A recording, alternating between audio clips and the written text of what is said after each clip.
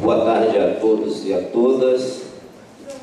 Em primeiro lugar, me somar essa justíssima homenagem ao professor e camarada Carlos Nelson Coutinho, agradecer o convite dessa escola na figura do professor Marcelo Braz para estar aqui presente e participar desse debate, reafirmar o prazer de estar aqui com o Joaquim, que alguns debates já tivemos no Conselho do Brasil de Fato, em São Paulo, do amigo e camarada Marcos de Arroio, em debates na minha universidade, na universidade dele, pelo Brasil, e algumas noitadas pela centro de São Paulo. Essa parte a gente comenta depois, e o prazer estar aqui com Cristina e com Mariolo nesse primeiro instante. É importante resgatar nesse debate, entre tantos resgates que precisamos fazer, que o capitalismo tem como irmã siamês, evidentemente, a sua crise constante. Qualifico desse processo secular do capitalismo 4 instantes de crise da mais profunda dimensão. E nesses instantes de movimentação da sociabilidade e de movimentação do capital para se revalorizar, as características dessas crises, elas não se repetem apesar de ter algo que movimente no fio condutor. Isso é importante compreender para pensarmos também a resposta necessária a essa articulação do capital.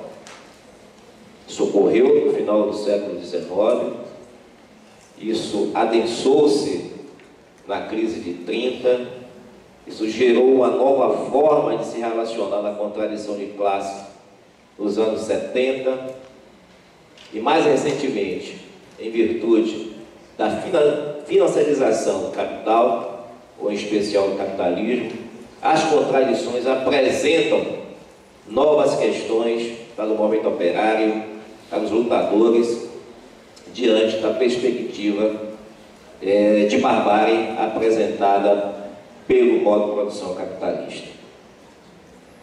Eu parto de uma compreensão de que estudar a crise, no seu sentido de conjunto, na sua perspectiva dialética, ela pode ser encontrada não necessariamente num ponto ou no outro da obra de Marx, mas especificamente no conjunto articulado de uma visão do historiador que ele tem sobre o capitalismo, sobre o movimento do capital, que a gente pode encontrar no seu livro clássico mais importante, que é o próprio livro O Capital.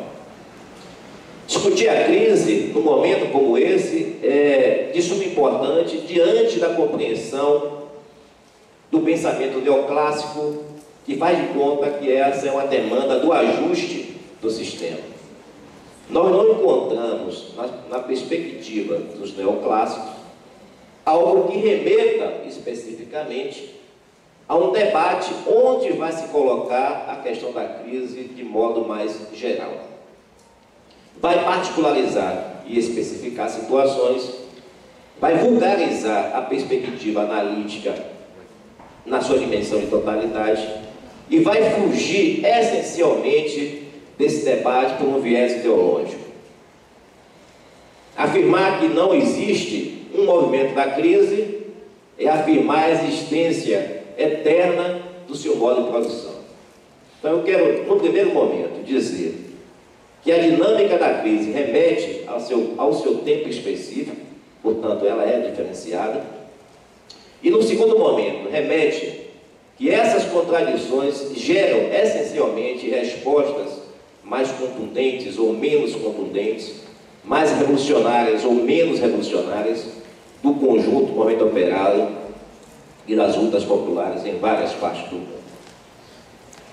O elemento central dessa crise, há um consenso que eu considero sistêmica, com grau de crise estrutural em aspectos, em segmentos do próprio sistema, não numa determinação geral dessa ordem, ela pode encontrar elementos na desproporção evidente que ocorre entre os diversos departamentos da economia. Ela pode ter características que em alguns setores do globo pode ser qualificado como de superprodução, em especial no centro do sistema. Ela pode ter características de subconsumo em algumas regiões do planeta. E ela tem, por excelência, dois fatores pertinentes nesse momento. Por um lado, uma essencial superacumulação em alguns setores, evidentemente, mas em especial a queda da taxa de lucro, que tem afetado a manutenção, a rotatividade e o aprofundamento daquilo que o sistema tem como objetivo, que é a extração permanente de mais-valia. Essa crise, para usar um termo que se aproxima do que Mesaros faz, sem necessariamente absorver a sua conceituação, ela tem gerado uma perspectiva de rompimento sociometabólico daquilo que o capital tem como seu movimento mais específico. E esse rompimento tem gerado, essencialmente, uma contradição entre a necessidade de acumulação e a pauperização das condições de vida dos trabalhadores e da população em geral em várias partes do mundo. Essa pauperização pode ser encontrada em situações até mesmo no estudo clássico de Engels sobre a situação da classe operária na Inglaterra. Em tempo tão remoto, isso se reproduz em diversas questões diárias naquelas mesmas condições. E por outro lado, o movimento mais clássico dessa necessidade de reprodução e dessa necessidade de revalorização do capital é algo que anteriormente uma variante do capital, afirmada como neoliberal, dizia que era o ponto que levava à crise, ou seja, o fundo público.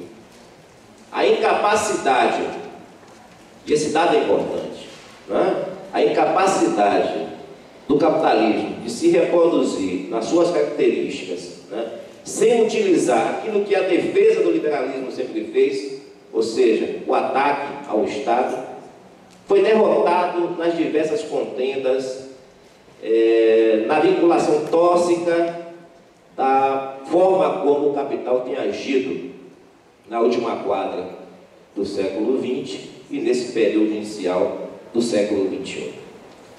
Interessa nesse momento a perspectiva liberal e seu consórcio neoliberal avançar sobre o fundo público, e isso tem uma contradição fundamental. A contradição fundamental é retirar das condições de convívio de Estado e sociedade aquilo que é mínimo aos trabalhadores, aquilo que é mínimo à questão social, aquilo que é mínimo à possibilidade de reproduzir, ainda nos marcos do capitalismo, a existência de todos nós, em especial dos trabalhadores, em particular da classe operária. Esse sentido de ataque ao fundo público, ele ganha uma conotação política importante. Ele ganha a inversão das prioridades. Ele ganha o choque e o contraditório dos interesses, abertamente explícito na contenda de classes, nesse momento que estamos debatendo. Então, isso se apresenta nos diversos ajustes, e aí a palavra de ordem, a consigna, a bandeira do capital, do eterno ajuste público, que vira senso comum no noticiário entre nós. Os trabalhadores talvez não tenham conhecimento de termos que digam respeito aos seus interesses, mas vai dormir e acordar com a Rede Globo dizendo da necessidade do ajuste fiscal, da necessidade de conter os gastos, e às vezes ele reproduz isso sem entender que aquilo é uma bandeira essencialmente de ataque aos seus interesses. E esse ajuste do fundo público, essa necessidade do Estado, aí, me permito uma expressão bastante ortodoxa, agir enquanto representação do poder executivo da burguesia, tem pautado a vida social. Tem pautado a vida social pela retirada imensa dos direitos que afeta a educação, e aqui a gente está no ambiente da universidade, um órgão essencial para se entender isso, mas também, especificamente, a educação básica, as características daquilo que se relaciona com a assistência social, com a saúde e diversas outras questões de relevância que tocam a dimensão social, e algo que é característico do capital no seu movimento político, a contra-reforma, ou, para usar um termo do Florestan Fernandes, a contra-revolução permanente antes de qualquer movimento dos de baixo, antes de qualquer ação do conjunto da sociedade, em particular, repito, dos trabalhadores. Mas esse mesmo movimento, dialeticamente contido nas suas diversas esferas, ele vai avançar para algo muito mais contundente e especial. Ou seja, ele gera entre os trabalhadores uma crise de subjetividade. Ele gera na sociedade uma tensão na construção, permanência e afetação de uma nova sociabilidade. E ele modifica o conjunto das lutas corporativas. Se a dimensão da luta política requer um estatuto diferenciado, a luta corporativa hoje, ela se baseia para manter o mínimo do direito e para avançar em reajustes que, por vezes, só chega até a reposição da inflação, quando muito. Esse conjunto articulado da reprodução sociometabólica do sistema do capital, repito, não necessariamente fechando no total, mas é importante refletir a partir daquilo que Mesaros lança como discussão.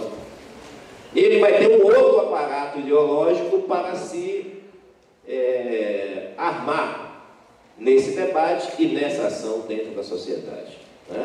Então o Estado vai surgir agora como um estimulador, não da livre manifestação do mercado, mas daquele que vai ajudar o mercado a se estabelecer no contexto da cena política que vivemos.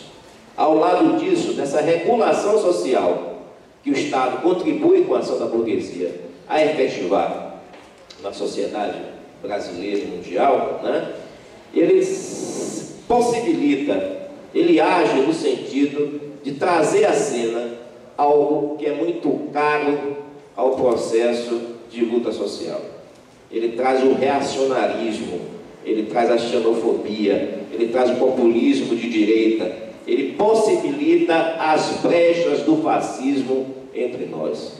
Ele possibilita aquilo que, usando a expressão do funcionalismo, um esgarçamento social extremamente preocupante no conjunto da sociedade brasileira, no conjunto da sociedade, seja no centro do sistema ou na periferia. Isso foi visto recentemente. Nós percebemos essas contradições afloradas na sociedade recentemente no Brasil, vimos isso no Brasil e estamos vendo isso no conjunto dos países. Sejam nas contradições que movimentaram as lutas no norte da África, pelo desemprego, pela retirada de benefícios sociais, um conjunto de ações que para alguns remete a uma perspectiva de revolução, e para nós outros, à distância, evidentemente, reforçam a perspectiva de entendimento das contradições, não só na forma de agir dentro do capitalismo, mas na possibilidade de abrir janelas para a liberdade, para a democracia naquela parte do mundo. Ao mesmo tempo, as ações que perpassaram a Europa, que afetou fortemente Portugal, Espanha, Itália, Irlanda e França, Inglaterra, a comedida Inglaterra, onde 50 mil estudantes quebraram as vidraças da rainha, e que a imprensa no Brasil ficou horrorizada, não porque era uma manifestação, mas porque o inglês perdeu a pose de bom cavalheiro e de extraordinária dama.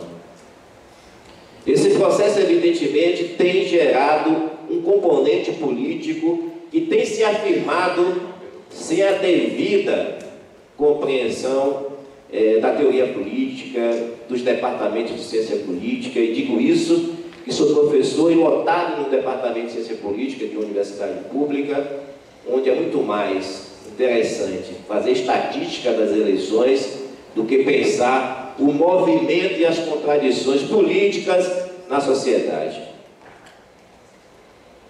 Isso tem gerado, de certo modo, uma perspectiva aberta já há algum tempo pelo capital, que é transformar em via de movimentação política aquilo que é típico da política estadunidense, ou seja, a americanização da política como uma política com poucas diferenciações e dois partidos para executá-lo, que mantém o jogo dos interesses do mercado, ou seja, a disputa do coeficiente de democracia, ou, se quisermos usar o termo de Schumpeter, né, a dimensão da oferta e da procura no sentido da política. Né? Quem, dentro dessa lógica da política, oferece, naquele momento, melhores possibilidades do mercado para ganhar o voto, diria aqui, dos desavisados, do ponto de vista da institucionalidade do sistema e da burguesia. Essa americanização da política, evidentemente, que tem a primeira vítima. E a primeira vítima consciente e com profundo interesse de entrar no sistema é a social-democracia. Né? Essa social-democracia que parlamenteou ao mercado e aos interesses do capital desde muito tempo. Se ela é tardia no Brasil, ela é extremamente coerente com esses interesses do capital em várias partes do mundo desde o seu primeiro momento. Não precisamos falar de Rosa de Luxemburgo e seus amigos e inimigos do primeiro ao último momento. Mas precisamos falar da conversão nessa lógica de reprodução do capital, da sua dimensão da esfera política, o que foi feito para introduzir um componente diferenciado numa mesma lógica de se fazer política, né? E aí entre os partidos trabalhistas em diversas partes do mundo. Sem falar que, dessa forma, eles se transformaram em algo orgânico ao capital, independente das palavras de ordem, das contradições, ou então daquele eterno interesse em acumular forças para ir à frente do parlamento, do palácio, e voltar para o seu aparelho, dizendo de novas necessidades, de pautas que alimentem o ideário reformista e consigam coexistir com a lógica capital, fazendo seu discurso dúbio e sua disputa no mercado da política. Isso chega ao Brasil, evidentemente. Isso chega ao Brasil, não o Brasil que se levantou nas contradições de junho, né? Esse Brasil foi à rua, e eu fico às vezes preocupado quando as pessoas acham que aquele movimento foi um movimento extremamente diferenciado e imprevisível. Se acompanharmos, camaradas, os canteiros dos Álvares do Pacto já tiveram até morte. Diversas situações de quebra-quebra nos canteiros pelas péssimas condições da alimentação, do alojamento, da jornada de trabalho, veja, da jornada de trabalho, com a presença de forças do governo e até de homicídio nesses confrontos.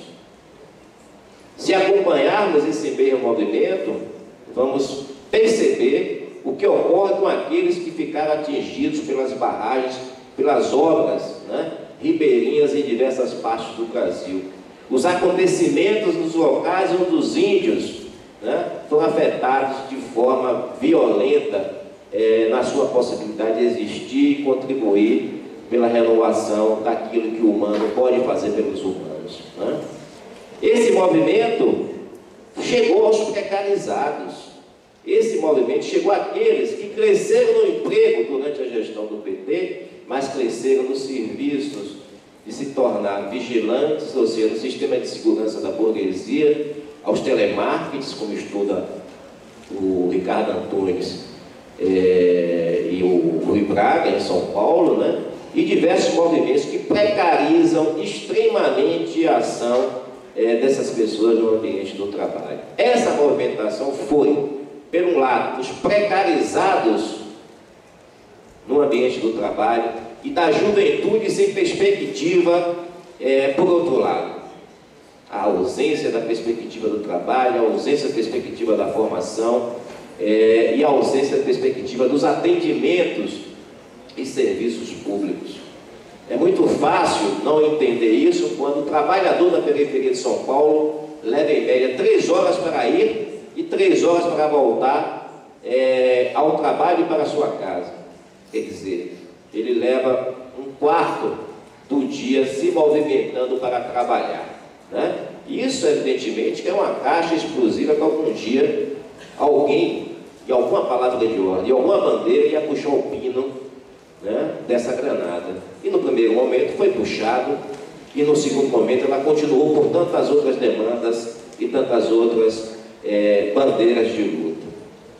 Esse mesmo formato se institucionaliza no Brasil a partir de uma novidade da gestão burgopetista, né, que é especificamente aquilo do chamado presidencialismo de coalizão. A acumulação de força não serviu para chamar os trabalhadores para defender os seus interesses. A acumulação de força serviu para articular pelo alto no parlamento aquilo que o governo queria como a sua nova institucionalidade. E para isso serviu Sarney, e para isso serviu Michel Temer, e para isso serviu as diversas facções da política conservadora pelo Brasil afora. Essa coalizão, né, esse postulado que o Sérgio Abranches desenvolveu há bastante tempo, jamais alguém acreditaria que seria efetivado no Brasil. Claro, a Constituição, o modelo da Constituição brasileira permite isso, mas jamais seria confeccionado no Brasil de forma tão plena no exercício do governo petista, agora no exercício da coalizão burgopetista.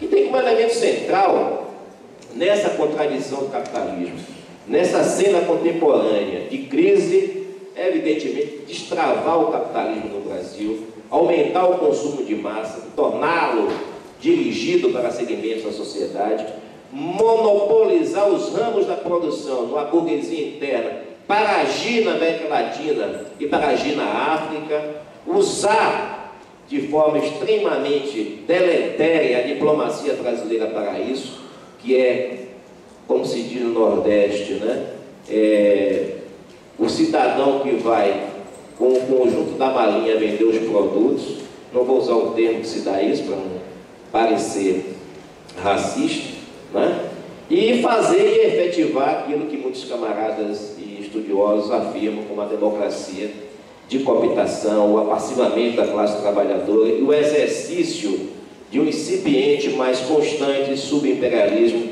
em diversas partes da América Latina e da África. Essa diplomacia de negócios, essa forma de gerir a institucionalidade burguesa é a máxima dessa conformação que o PT, na sua interpretação da social-democracia tardia, assumiu no Brasil, não trazendo nada de novo, mas se engajando nessa permissividade da americanização da política.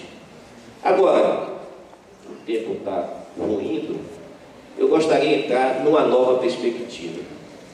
A perspectiva é aquela que, em toda a quadra da luta de classes, historicamente está comprovado isso, a história não se repete, mas ela aproxima situações, nos permite tirar lições a essa dimensão da crise, a essa particularidade da crise, as particularidades das lutas sociais, as particularidades dos movimentos populares e a presença em maior ou menor dimensão da classe trabalhadora, ela se faz e ela tem a sua singularidade e a sua necessidade histórica.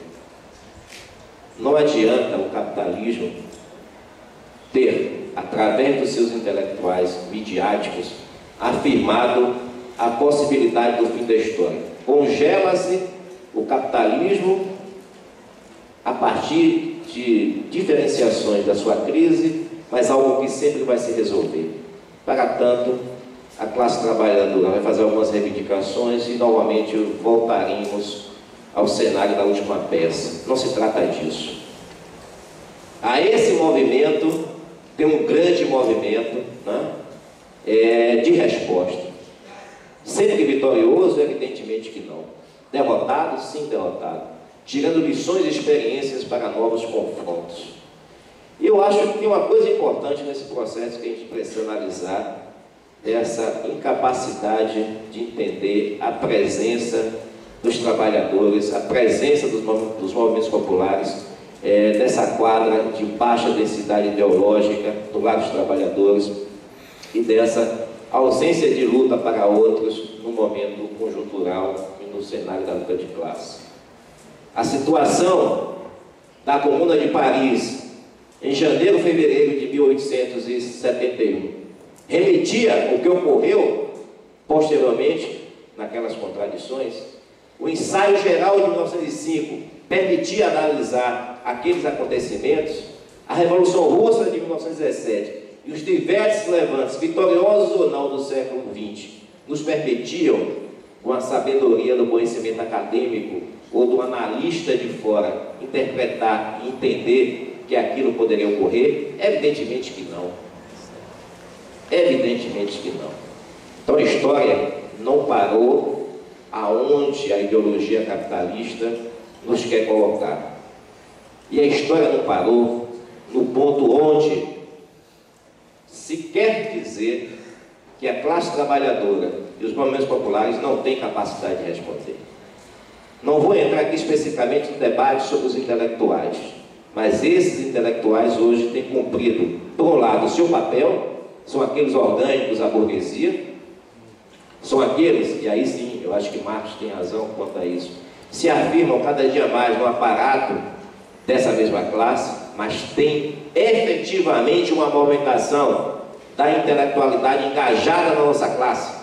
Não é à toa que nessa faculdade, nessa universidade, estamos tendo um seminário que discute a obra de um comunista, pensa a realidade brasileira, projeta a perspectiva revolucionária e tem a presença não só dos acadêmicos, mas tem a presença de um camarada coordenando a mesa que advém dos movimentos sociais, a presença ontem de um representante do MST, a presença de uma editora que representa também um salto de qualidade na perspectiva de organizar, do ponto de vista da cultura, os interesses da nossa classe, que é efetivamente a expressão popular, mas também a Boitempo, mas também outras que têm esse mesmo papel a controle dele. Eu acho que esse exemplo aqui é um exemplo importante do que a universidade pode discutir, mas a universidade não pode discutir por si só e para si.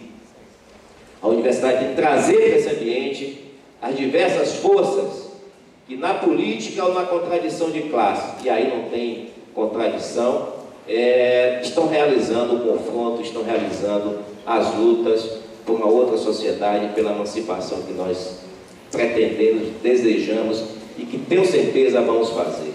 Porque a história demonstrou que foi feita. Derrotada? Pode ser derrotada, mas avançamos. Chegaremos lá efetivamente.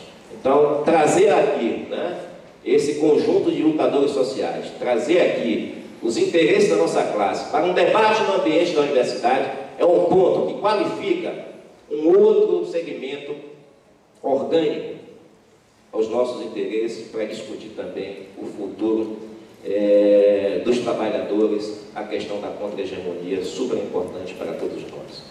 Então, eu gostaria de dizer aqui da minha extraordinária convicção que a luta possibilitar a vitória. E até lá, camaradas.